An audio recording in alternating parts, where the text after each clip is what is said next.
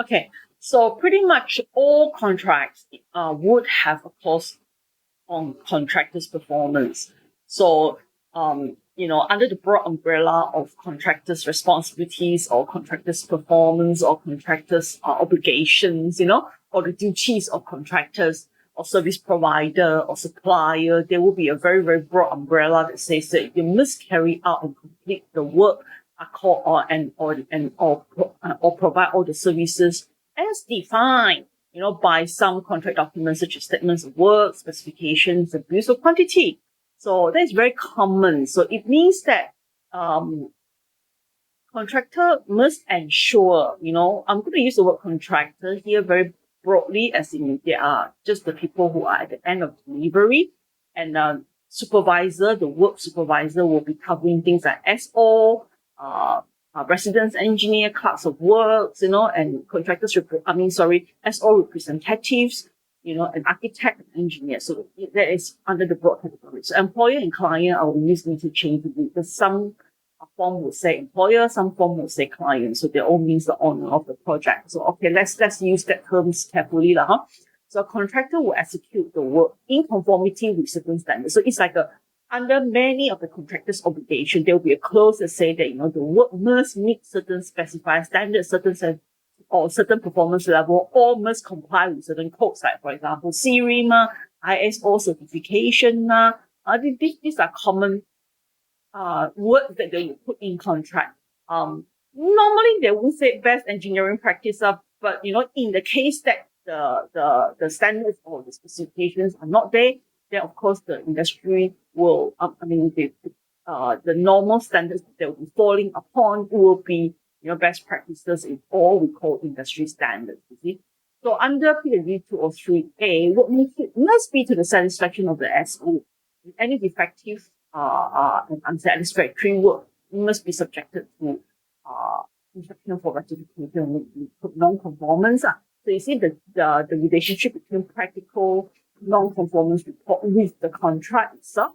So it's like contract itself makes the parties do their responsibilities or do the practical things, you see. So I think they are pretty much, I need to let you know and emphasize that they're interrelated. So they also be clauses that they must provide adequate supervision, they must manage their staff, employers for during the coordination. So it's in PWD, some of the clauses, some of the forms will be more specific, using the word quality as well. Quality control, most of them will say supervision, and then staff, they must bring in staff label that is adequate, that they are adequately skilled, and they must have they must have representative that is have the right leadership skill, knowledge, professional background, qualifications, and all that. And they must have certain workmen that is certified, or that must send in their license or must send in their certificates, that sort of things. So some contract will have clauses that deals with not some, I should use the word some. I should be using all contracts will have clauses dealing with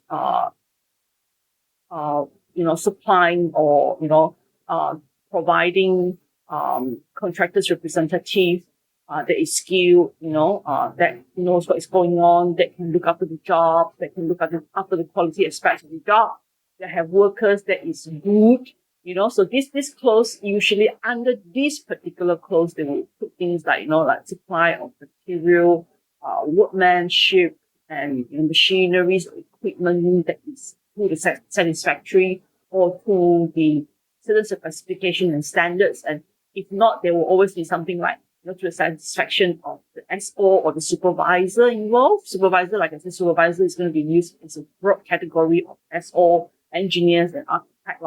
So we lump it under together, like use the word supervisor, because sometimes it's hard. You want to use the word engineers or architect, PAM use architect, IEM form will use engineer, and most of the government contract they will use SO and SO representative. and yeah. And SO representative assistant, which is usually the RE and the clerk of works. Okay. So yeah, they are under the supervision category. Okay. So all contract will say that, contractor needs to provide supervision, they need to provide work, qualified people, they need to work diligently to complete the job up to certain in conformance to certain standards,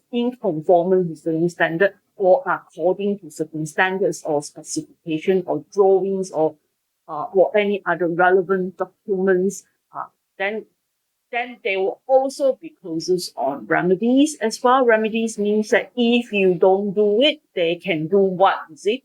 Like, let's say, if you fail to do certain work, then the SO can actually call for, it's their right, the supervisor's right to call when they find that any parts of the work is deemed unsatisfactory or non-compliance, they will issue a formal instruction to rectify within a specific time frame, and failure to do so will entitle the employer to arrange for rectification work and cover the associate clause, under the different clauses in certain contracts. So, and then they will say that, if you continue not performing according to standard or not according to continues to do things that is really not right, jeopardizing the quality aspects of things, you can terminate the contract. So these are all written there, but in practice, of course, it's not so simple, It's not like, you after one or two tries, then you can just write in and terminate people, or you just simply write in and suspend the work or termination, or dish out non-conformance report, or you basically just dish out a non-conformance report and say it do it in 7 days, and 7 days later you never give any other reminder, and then they straight away get somebody else to do the job and charge the contractor, for example. And these are all bad for disputes, quite commonly this would be the room for dispute, Also, like I said, there is clauses here under contractor's obligation. Okay, and some of the other quality clauses that is read in conjunction or together with all these clauses on contractor's performance and obligation. But in practice, you still have to look at your QMS systems, your work method statements, and also how the project is run on the site. And like I said, to implement the contract very strictly, sometimes it's not that easy as well. Okay, there's a lot of procedures, there's a lot of reminders, there's a lot of things that you need to think about that would not create further problems, or like coming out there will be a bigger dispute, if you insist on doing certain things the contractual way, we call it. Okay, so so most of the quality aspects are governed with what we call the work statement. And in engineering, civil, we usually have PQP. Okay, so ITP, PQP, work method statement. These are typical things that we want to give a framework, to quality management on site. So we're trying to get people to work accordingly through this work method statement and PQP. So this is like a linkage between contract and practicality, like execution bit of quality management. So how work method statement, there are really steps, practical steps in outlining the work, how you should carry out certain work, like step by step, clear description of the work, and then what tools to use, what safety equipment to use, what standards to use, and what are the steps. This is procedural. So this is a document that we normally would want the contractor to provide the client and the supervisor. Okay, so preparation of this work method statement will ensure the work's planned out, and then it also will look at the competency and preparedness of the contractor. If they can write a good one, you have to know what they're doing, in that sense. Yeah. So the client and the representative in the earlier